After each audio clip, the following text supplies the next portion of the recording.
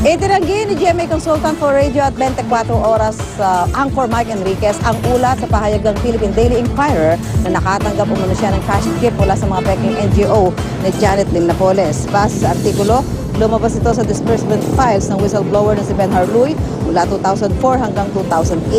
Ang ilan daw rito ay pinadaan umano sa dating TV director na si Mon Arroyo.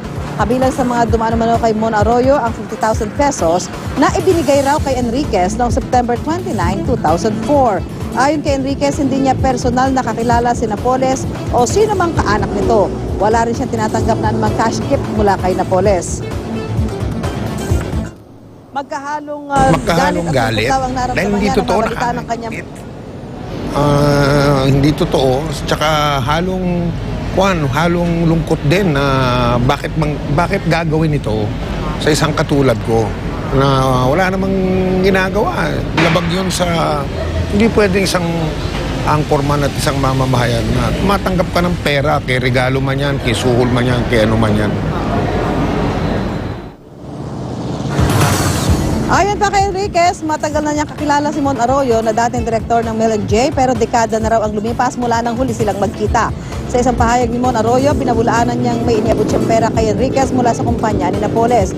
Hindi naman daw sila magkalapit na magkakilala ng broadcaster. Sa pagitan ng mga taong 2003 at 2004, nakilala raw ni Mon Arroyo si Napoles na nagpakilala bilang Jenny na may-ari ng kumpanyang JLN.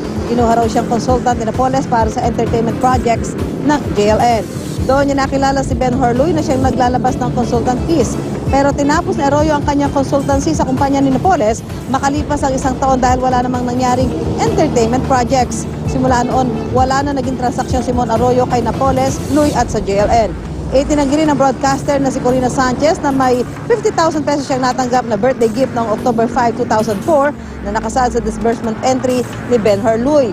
Sa pahayag ni Sanchez na inilathala rin sa Inquirer, sinabi niya hindi siya nakatanggap ng anumang birthday gift mula kay Napoles noong 2004. Nakaharap lang daw ni Sanchez si Napoles at ang kanyang pamilya noong nakaraang taon para sa isang interview. Bukod dito, wala raw siyang ibang naging transaksyon sa mga Napoles at sa kanilang kumpanya.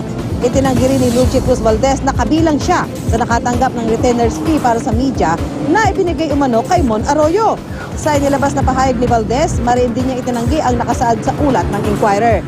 Hindi pa nga raw niya personal na nakikilala si Napoles, mister nito o kung sino man tauhan ng kanilang kumpanya. Wala raw siyang tinanggap na anumang regalo mula kay Napoles. 6 na taon na rin daw siyang hindi bahagi ng probe team noong 2004 o panahon kung kailan umano nakipagtransaksyon si Luy kay Mon Arroyo kaugnay ng disbursement para sa media personalities.